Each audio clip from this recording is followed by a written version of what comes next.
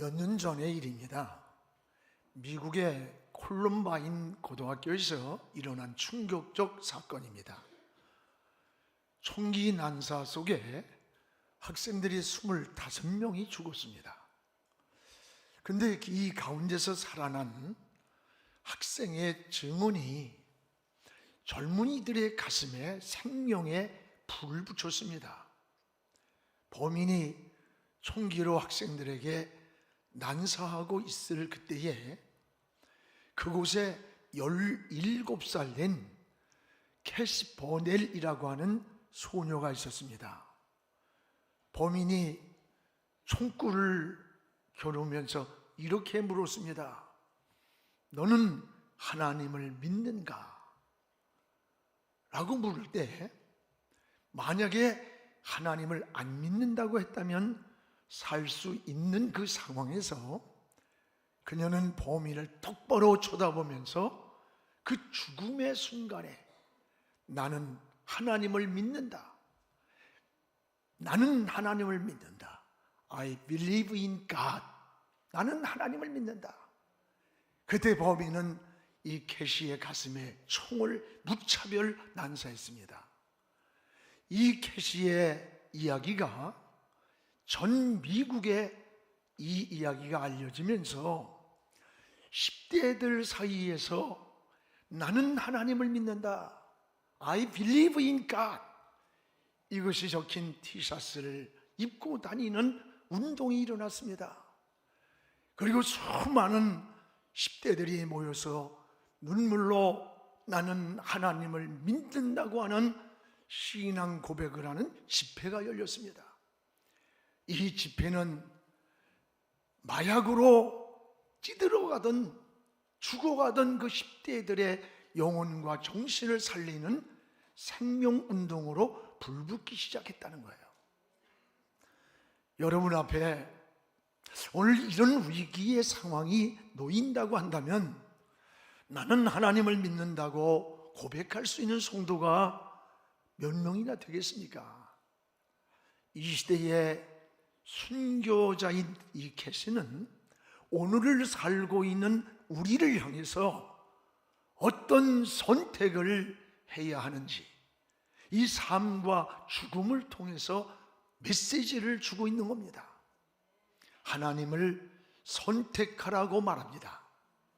초대교회 성도들을 보면 그들은 예수 믿는다는 그 한 가지 때문에 집을 빼앗겼고 또 재산을 빼앗기고 직장을 빼앗기고 감옥을 가면서도 신앙을 지키고 믿음을 지켰습니다. 이 총구 앞에 서서 나는 하나님을 믿는다. I believe in God. 하나님을 믿는다고 하는 이 어린 학생의 이 고백이 더욱 우리의 마음을 울리고 우리의 마음에 뭔가 결심하고 부끄러운 마음을 다지게 만드는 것 같아요. 오늘 말씀에 바울은 디모데를 향해서 너 하나님의 사람아 라고 디모데를 향해 부르고 있습니다. 그리고 하나님의 사람이 어떤 사람이며 하나님의 사람이 사는 방법이 무엇인가를 잘 말씀해 주고 있습니다. 바울은 우리 그리스도인을 하나님의 사람이라고 불렀습니다. 오늘 디모데전서 6장 11절 우리 같이 한번 읽겠습니다. 오직 너 하나님의 사람아 이것들을 피하고 의와 경건과 믿음과 사랑과 인내와 온유를 따르라. 성경에는 사람을 세 종류로 구별을 합니다. 하나는 육에 속한 자가 있다고 했습니다. 이 육에 속한 자는 믿지 않는 사람들, 불신자들을 육에 속한 자라고 합니다. 또 하나는 육신에 속한 자가 있습니다. 구원받은 하나님의 자녀인데 성숙하지 못한 신앙인입니다. 그래서 늘 하나님과 세상 사이에 걸터에 앉아있는 이런 모습이에요. 편안하고 그러면 신앙생활을 방학을 했다가 세상으로 왔다가 어려움과 위기와 힘든 일이 문제가 생기면 다시 하나님께로 돌아오고 하나님을 찾는, 넘어졌다 일어났다 하는 육신에 속한 자의 모습을 로마서 8장 8절에 이렇게 소개합니다. 육신에 속한 자들은 하나님을 기쁘게 할 수가 없다. 하나님을 기쁘게 할 수가 없다는 거예요. 또 하나는 영에 속한 자가 있습니다. 이것은 믿음으로 사는 자들, 영에 속한 자라고 그랬어요. 성령 충만한 사람들, 성경은 영에 속한 자를 하나님의 사람이라고 불렀습니다. 그래서 로마서 8장 9절 하반절에 보면 누구든지 그리스도의 영이 없으면 그리스도의 사람이 아니다라고 했습니다. 그렇습니다. 오늘 말씀에 사도 바울은 이 디모데를 향해서 너 하나님의 사람아, 너 하나님의 사람아, 오늘 여러분을 향해서 너 하나님의 사람아, 어떻게 살아야 하는가를 우리에게 말씀하고 있는 거예요. 하나님의 사람들은 삶에서 특징이 있습니다. 구약에는 특별히 부름받은 사람을 하나님의 사람이라고 했어요. 모세나 다윗이나 엘리야나 이사야 같은 선지자들을 하나님의 사람이라고 불렀습니다. 신약에서는 구원받은 모든 그리스도인들이 바로 하나님의 사람들입니다. 예수 그리스도의 핏값으로 구원받은 사람들, 이들이 바로 하나님의 사람들이에요. 그리고 이들이 믿음으로 사는 자들입니다. 이런 자들을 하나님의 사람이라고 불렀습니다. 여러분, 믿음입니다. 믿음이 뭡니까? 창세기부터 계시록까지 관통하는 단어가 뭐예요? 믿음이에요, 믿음. 여러분, 믿음으로 성경을 봐야 하나님 말씀을 깨닫게 되는 거예요. 믿음으로 기도해야 하나님이 상달하고, 믿음으로 하나님과 관계가 맺어지는 거예요. 그 믿음이 뭡니까? 우리가 믿는 하나님께 우리 삶을 맡기는 것, 이게 믿음인 거예요. 성경은 끊임없이 맡기라고 말씀하십니다. 그래서 시편 55편 22절에 보면 내 짐을 여호와께 맡기라. 짐이 뭐예요? 무거운 거예요. 마음의 정신에, 우리 삶의 무거운 짐을 하나님께 맡기라고 하셨습니다. 잠언 16장 3절에는 너의 행사를 하나님께 맡기라고 했습니다. 베드로전서 5장 7절에는 너의 염려도 하나님께 맡기라고 했습니다. 여러분, 세상 것들을 염려하려고 들면 끝이 없어요. 모든 것이 염려스럽게 보이는 겁니다. 원래 이런 염려도 우리 하나님께 맡기라고 했습니다. 하나님은 여러분이 맡긴 것만큼을 책임져 주십니다. 우리 인생의 무거운 짐도, 때는 인생의 진로의 갈림길에서도 우리 학생들이 공부하고 여러분 사업하고 또 자녀들을 양육하고 이런 모든 인생의 행사들을 여러분이 끌어안고 비틀거리며 힘들어하며 염려하지 말고 오늘 하나님께 맡기기를 주님의 이름으로 축복을 합니다. 또 하나, 무엇보다 우리 하나님의 사람들은 어떻게 살아야 하느냐? 따라합시다. 사는 방법이 다르다. 오늘 하나님의 사람들은 사는 방법이 다르다는 것을 말씀해 주고 있어요. 오늘 11절을 우리 다시 한번 읽겠습니다. 오직 너 하나님의 사람아, 이것들을 피하고 의와 경건과 믿음과 사랑과 인내와 온유를 따르라. 두 가지가 나와요. 오늘 여러분, 두 가지를 제시합니다. 사도 바울은 하나님의 사람이 사는 방법을 두 가지로, 하나는 이것들을 피하라. 이것들을 피하라. 이것들이 뭘까? 오늘 디모데전서 6장 4, 5절에 피할 것을 이렇게 소개하고 있습니다. 4절에는 투기와 분쟁과 비방과 악한 생각이라, 이걸 피하라는 거예요. 이런 것들이 얼마나 우리 인생을 황폐하게 만들고 파괴하고 무서운가를 우리가 알아야 되는 거예요. 사무엘상 18장 10절에 보면 사울에 대한 사건이 나옵니다. 사울이 악령에게 사로잡혔어요.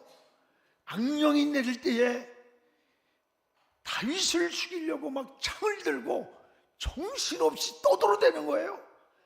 그걸 원문에 보면 생트집을 한다는 거야. 잘못한 게 없는데 그냥 궁시렁거리면서 트집을 잡는 거예요. 생트집을 잡으면서 자기 감정을 절제하지 못하는 거예요. 여러분, 시기심, 질투심, 비교의식에서 이런 것들이 나올 때 악령이 tum을 탔던 거예요. 이것은 마귀가 tum을 타는 통로가 된다는 거예요. 악한 생각들. 또 5절에는 사단은 부패한 마음으로 우리를 타락시킨다는 거예요. 그래서 이런 것들을 버리라는 거예요. 여러분, 부패한 마음이란 썩은 마음이라고 하는데, 썩은 마음. 음식도 썩고 부패하면 먹을 수가 없어요. 하물며 우리의 마음이 부패하고 썩어버리면 어떻게 되겠어요? 그 썩은 마음에서 부패한 생각이, 부패한 마음이, 부패한 정신에 무엇이 나오겠습니까? 그 속에서 이 사회가 병들고 삶이 병드는 것은 마음이 부패하고 썩었기 때문에 그런 거예요. 이 마음이 부패할 때 건전한 사고력과 이 판단력이 흐려집니다. 정신이 병듭니다. 하나님과의 교제가 막히는 영혼의 암흑기가 오고 있는 거예요. 영혼의 암흑기. 바울은 오늘 너 하나님의 사람아, 예수 그리스도의 피로 구원받은 너 하나님의 사람아, 바로 이것들을 피하라, 이것들을 피하라. 마귀에게 쏟는 일이기 때문이라는 거예요. 그렇습니다. 여러분, 인생을 살면서 이렇게 피해야 할 것이 많이 있음을 깨달아야 합니다. 그러면 성도는 어떻게 살아야 합니까? 따라합시다. 예수님만 따라가야 한다. 예수님만 따라가야 되는 거예요. 오늘 11절 하반절에 6가지가 나와요. 의와 경건과 믿음과 사랑과 인내와 온유를 따르라. 여기에 6가지, 이것은 한마디로 말하면 예수님의 성품, 예수님의 마음을 말하는 거예요. 여러분, 최고의 은혜는 예수님의 성품을 닮아가는 것입니다. 자식이 부모를 닮는 것은 DNA가 같기 때문에 그런 거예요. 자녀를 키워보면 반드시 커갈수록 부모의 성품과 모든 기질을 닮는 걸 느끼잖아요. 외모만 닮습니까? 아니에요. 성품도 닮고 기질도 닮고 IQ도 닮는 거예요. 자식은 잘났든 못났든 부모를 닮는 게 정상이에요. 우리는 누굽니까? 하나님의 자녀입니다. 우리 영혼 속에는 예수 그리스도의 피가 흐르고 있습니다. 그러기 위해 주님을 닮아야 되는 거예요. 근데 성도가 주님을 닮지 않고 자꾸 세상을 닮아가고 악마를 따라갈 때 우리는 어둠의 영으로, 흑암 속으로 빠져드는 거예요. 내 자식이 이웃집에 사람을 닮았다? 생각해 보십시오. 심각한 거예요. 이거 DNA 검사해야 돼. 요즘 또 그런 게 많이 있더라고.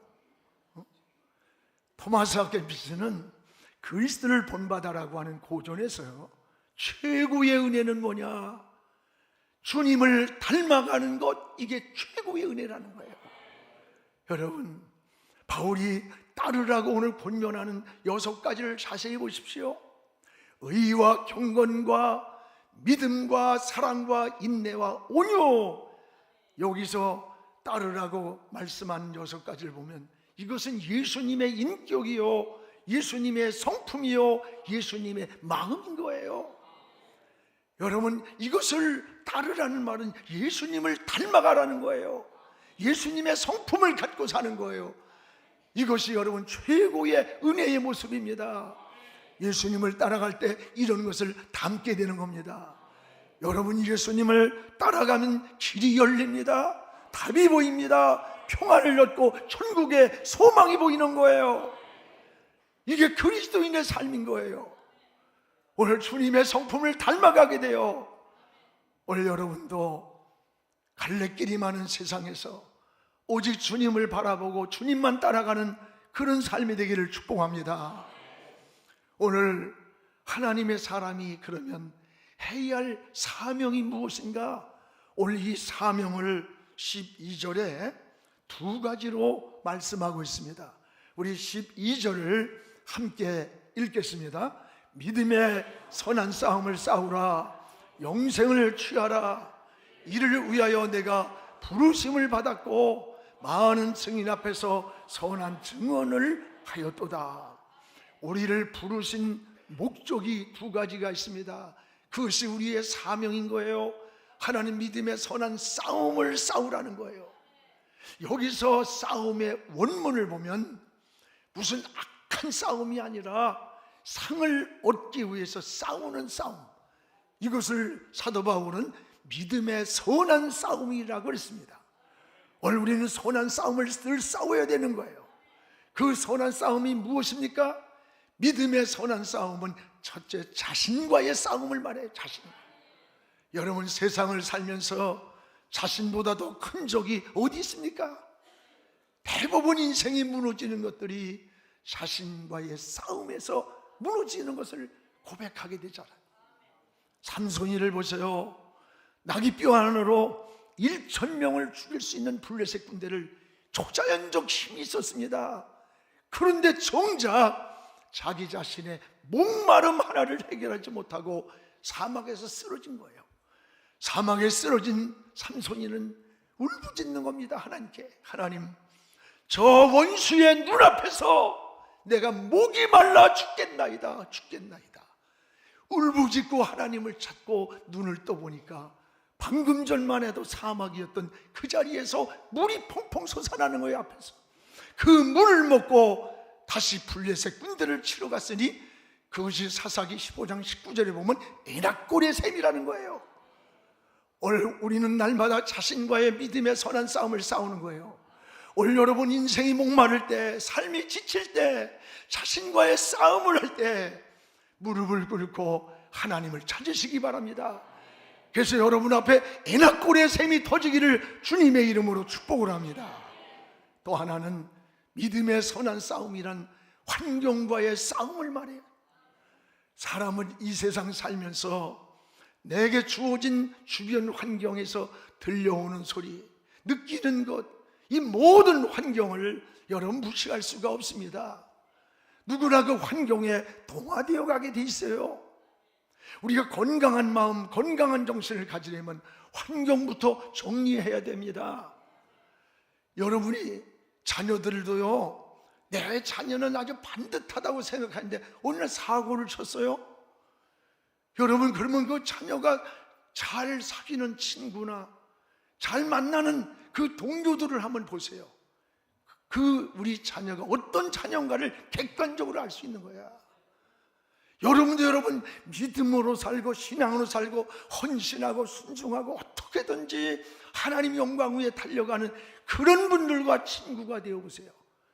여러분도 모르게 그 환경에서 믿음이 자라고 신앙이 자라고 기도하게 되고 하나님의 사람으로 자라게 되는데 자꾸 삐딱하고 불평하고 원망하고 못된 짓하고 살살 가서 어두운 데 가서 어두운 짓하고 이러면 여러분도 모르게 어떤 때는 그것으로 가게 돼 있어요. 환경에 동화되는 거예요. 무시할 수가 없는 거예요. 그래서 성경에는 잘못된 사랑이 세 가지가 나옵니다. 디모데후서 3장 2절에서 4절에 보면 자기를 사랑하며 돈을 사랑하며 그리고 쾌락 사랑하기를 하나님보다 더하다 그랬어요. 이 세 가지. 하나는 자기를 사랑하며, 이게 뭡니까? 이기주의, 개인주의로 흘러간다는 거예요. 모두가 자기 중심으로. 또 하나는 돈을 사랑한다는 것은 유물주의, 만몬주의예요. 돈이면 다 해결되는 거예요. 또 하나는 뭐예요? 쾌락 사랑하기를 하나님보다 더하다. 이것은 향락의 문화를 말하는 겁니다. 원래는 이 세상은 사랑이 적어서 문제가 아니라 잘못된 사랑이 문제인 거예요. 따라합시다. 사랑이 적어서 문제가 아니고 잘못된 사랑이 문제다. 오늘 사랑이 적은 게 아니에요. 잘못된 사랑이에요. 이기적이고 물질에 함몰돼 버리고 하나님보다 쾌락을 사랑하는 향락의 문화에 우리가 빠져들고 있다는 거예요. 이런 환경 속에서 우린 믿음의 선한 싸움을 잘 싸우라는 겁니다. 그렇습니다. 또 하나 믿음의 선한 싸움은 뭘까? 영적 싸움이에요. 사람은 짐승과 달리 육체 속에 영혼이 있습니다. 여러분, 짐승은 먹을 것과 잠잘 곳이 있으면 살아가요. 그러나 인간은 의식주가 해결됐다고 절대 행복하다고 말지 않아. 오히려 풍요할수록 더 높은 고상한 것을 추구하게 되는 거예요. 여러분, 사람은 영적인 존재이기 때문에 보이지 않는 영적 싸움도 있다는 걸 잊지 말아야 돼요. 그래서 사도 바울도 우리의 싸움은 혈과 육이 아니다, 저 하늘에 있는 악의 영들이 있다는 거예요. 맞습니다. 여러분, 이 싸움은 이미 시작된 싸움입니다. 지금 계속해서 싸우라고 하는 뜻이에요. 싸움이 끝난 게 아니에요. 지금도 계속되고 있는 싸움이에요. 언제까지? 주님 앞에 설 때까지. 우린 중간에 포기하지 마십시오. 끝까지 믿음의 선한 싸움을 잘 싸우는 여러분 되기를 주님의 이름으로 축복을 합니다. 성도의 사명은 그러면 뭡니까? 또 하나의 사명은 따라합시다. 영생을 소유하라. 영생을 소유하는 것이라 했어요. 선한 믿음의 싸움을 싸우고 또 하나는 영생을 취하라는 거예요. 영생을 취하라. 오늘 여러분, 생명보다 이 땅에 더 귀한 게 어디 있습니까? 천하를 주고도 얻을 수 없고 바꿀 수 없는 것이 우리 주님은 생명의 가치라 했어요. 여러분, 한 분 한 분의 가치는 이 천하를 줘도 바꿀 수 없는 생명을 지니고 있는 거예요. 그래서 여러분, 교회가 하는 사명 중 가장 큰 사명이 뭐냐? 영혼 구원이에요. 영혼 구원. 생명을 구하기 위해서 교회가 존재하는 겁니다. 성도가 장차받을 가장 큰 상급이 뭘까? 생명 구원하는 일이에요. 주님이 왜 이 땅에 오셨어요? 생명을 구원하려고 오신 거예요. 우리 주님이 왜 십자가를 져야 됐어요? 우리의 생명을 구원하시려고 나를 대신해서 십자가에서 물과 피를 다 쏟아 대신 속죄의 양으로 죽으신 거예요. 사랑하는 여러분, 오늘 10년을 믿었습니까? 20년을 믿었습니까? 모태신앙이라고 자랑합니까? 내가 집사요, 권사요, 장로요, 목사라고 직임을 내세웁니까? 여러분을 통해서 구원받은 영혼이 몇 명이나 됩니까? 예수 믿은 사람이 몇 명이나 돼요? 주님 앞에 서는 날, 주님 앞에 함께 손잡고 설 수 있는 사람이 몇 명이 됩니까? 생각은 납니까? 이름을 몇 명이고 내놓을 수 있습니까? 여러분, 올해도 저물어 갑니다. 남은 시간 우리 가까운 내 가정에 식구들이 남아있잖아요. 함께 잠을 자고 있는 아내도 남편일 수도 있고 한 가족에 있는 사랑하는 자식일 수도 있습니다. 오늘 여러분 그 주변을 살펴보십시오. 구원받지 못한 영혼은 지옥 가는 거야. 멸망받는 거야. 여러분, 구원받을 영혼이 있습니다. 전도할 영혼이 반드시 있습니다. 여러분의 손길을 기다리고 있는 거예요. 그 한 영혼을 주님께로 인도하시기를 주의 이름으로 축복합니다. 오늘 우리가 마지막 주님 앞에 서는 그날에 이 세상의 영혼이 아니에요. 영혼이 아닙니다. 여러분, 어느 날인가는 이 세상을 정리할 날이 와요. 그래서 성경은 나그네라고 했고 우리를 외국인과 같다 그랬어요. 나그네는 돌아갈 집이 있고 외국인 돌아갈 본국이 있듯이 우리는 영원히 살 영원한 본국이 하나님의 나라 천국이에요. 그때에는 우리가 가지고 있던 이 땅에서는 여러분 평생에 공부하느냐 지식을 쌓았고 평생에 모으느냐고 돈을 벌었고 평생에 얻으려고 명예와 권세를 잡고 아우성치면서 아기다툼하며 살아왔지만 여러분, 이 세상을 정리하는 어느 날 어느 때인가는 다 내려놔야 돼. 그래서 죽을 때 수위에는 주머니가 없어. 노잣돈 너 가져가라고 주지만 그것도 못 가져가. 인생은 이런 거예요. 여러분에게 마지막 보석처럼 가장 귀한 것은 뭐냐? 생명 하나만 하나님께로 가는 거예요. 영혼만이 가는 거예요. 여러분이 이 세상에서 주를 위해 살았던 것, 충성했던 걸, 봉사했던 것만이 하나님 앞에 결산될 일입니다. 그 중에 가장 귀한 게 뭐예요? 생명을 구원했던 거예요. 천하보다 귀한 영혼을. 그래서 여러분, 선교사들이 나가서 오지에 가서 생명을 걸고 복음을 전하고, 저 농어촌 오지에 가서 몇 명을 놓고 일생을 바치면서 그 생명을 건지기 위해 헌신하는 거, 이 생명을 알기 때문에 그렇습니다. 여러분, 올해도 조모로 갑니다. 이 해가 가기 전에 여러분 한 영혼이라도 여러분을 통해 하나님께로 인도하는 그런 삶이 되기를 축복합니다.